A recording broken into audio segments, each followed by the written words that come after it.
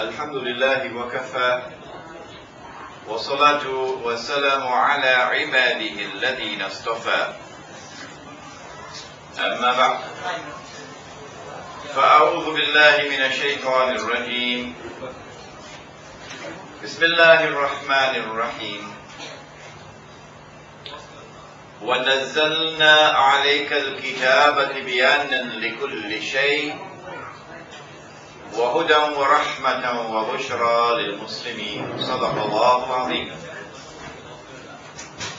Surah Al-Nahl of the Quran, Surah number 16, entitled The Bee. And Allah subhanahu wa ta'ala declares, and we sent down the book, the Quran, sent it down on thee, O Muhammad alayhi salatu wassalam, that this book might explain all things. And in this book there is guidance. That explanation and that guidance have come from Allah subhanahu wa ta'ala as an act of rahmah. And for those who have the good sense and the wisdom to accept it and to embrace it and to apply it, bushra lahum, good news and glad tidings for such people, for they will understand what others cannot, and they will succeed when others will not. We praise Allah and we glorify Him, and we pray to Him most humbly and beg of Him for His guidance and for His blessings, and most of all for His protection. As we attempt to address the subject, Surah Al-Kahf in the modern age, and we pray for peace and for blessings on all His noble messengers, and in particular on the last of them all, the Holy Prophet Muhammad sallallahu ta'ala alayhi wa sallam. Before we begin today's talk, at least those who are in the hall and who can see me and I can see them, all those who have listened to me previously on the subject of Surah Al-Kahf in the modern age, please raise your hand. What's wrong? That's it? Oh. So we have a very large number of people who are listening to this subject for the first time. Well then, that makes my task a little more difficult.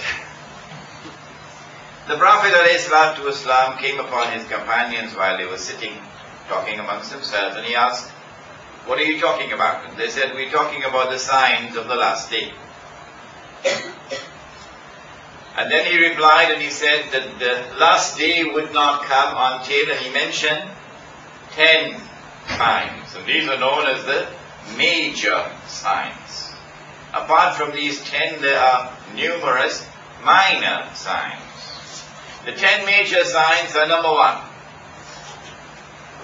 Al-Masih al-Dajjal, Dajjal, the false Messiah. Number 2, Ya'juj and Ma'juj, or Gog and Magog. Number 3, the return of the son of Mary, not the son of a Punjabi woman, the son of Mary.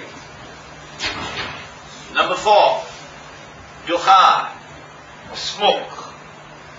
Number 5, Dabbatul Ard, which could be Al-Ardul Muqaddasa. Dabba, a creature of the land, of the earth, or of the Holy Land. Number 6, that the sun would rise from the west.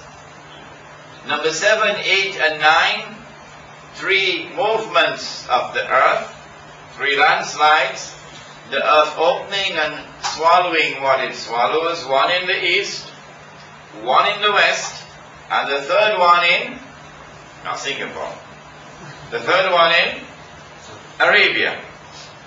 And number 10, that a fire will come out of Yemen. We can already feel the heat. A fire will come out of Yemen, and it will drive mankind, drive people to their place of assembly, which of course is Arafat. These are the 10 major signs. Yesterday we were introduced to 2 of them. When Allah subhanahu wa ta'ala said, after Banu Israel had boasted of how they had crucified the son of Mary, boasted about it. It's in the Qur'an, so no one can object to that. Then Allah subhanahu wa ta'ala expelled them from the Holy Land, and He still held out the possibility of mercy for them, because He is a God of mercy. عَسَى رَبُّكُمْ أَن يَرْحَمَكُمْ, He says in Surah Bani Israel. What did they have to do to earn His mercy? At the end of Surah Al-A'raf, He gave the answer. When that prophet comes, who would be An-Nabi al-Ummi, the Nabi who would be unlettered, cannot read and cannot write, and who would also be a Gentile, not a Jew. If you accept him and believe in him and follow him and obey him and honor him and respect him and assist him, then you can earn Allah's mercy and forgiveness. And so when the Prophet ﷺ arrived in Medina at the end of the Hijrah, now the door of mercy is open. The cream of Jewish scholarship is right here in Medina. The rabbis are there. And that door remained open for 17 months until Allah shut it. Because after 17 months it became abundantly plain and clear that they had not only rejected Muhammad ﷺ as a prophet, they said, he could be the prophet of those Arabs, but not us. Number 2, they had rejected the Qur'an. And number 3, they were now conspiring to destroy Islam. And so 17 months after the Hijrah, Allah shut the door to mercy. What did He do? He changed the Qibla. And having changed the Qibla, He declared of that Ummah, namely Banu Israel, He said, تِلْكَ أُمَّةٌ قَدْ خَلَتْ. They are now history. But He went on to say, وَإِذْ تَأَذَّنَ رَبُّكَ لَيَبْعَثَنَّ عَلَيْهِمْ إِلَى يَوْمِ الْقِيَامَةِ مَنْ يَسُومُهُمْ سُوءَ الْعَذَابِ. Your Lord has now announced. Look at me please, don't look at him. Your Lord has now announced that He's going to raise against them until the last day those who will inflict upon them the greatest possible punishment. That was yesterday's lecture. Who are those who are going to be raised? By Allah, who will now inflict upon them continuously until the last day the worst possible punishment. Number 1, Gog and Magog. Number 2, Al-Masih al-Dajjal. Number 3, Dabbatul Ard, about which I have never spoken. Number 3, I have never spoken. In the lifetime of the Prophet ﷺ, we have the evidence. Dajjal was released. We gave you yesterday. In the lifetime of the Prophet ﷺ, we have the evidence. Gog and Magog are released. And so we are living now, since the time of the Prophet ﷺ, we are living in the age of Gog and Magog.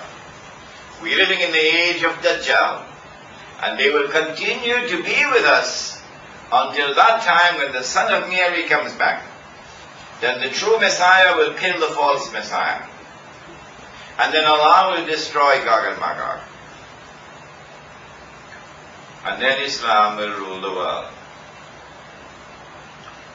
This, therefore, use any measuring rod you want to use. This is an absolutely important subject. And Surah Al-Kahf of the Qur'an is the only surah of the Qur'an which is publicly identified by the Prophet Muhammad ﷺ, connected with Dajjal.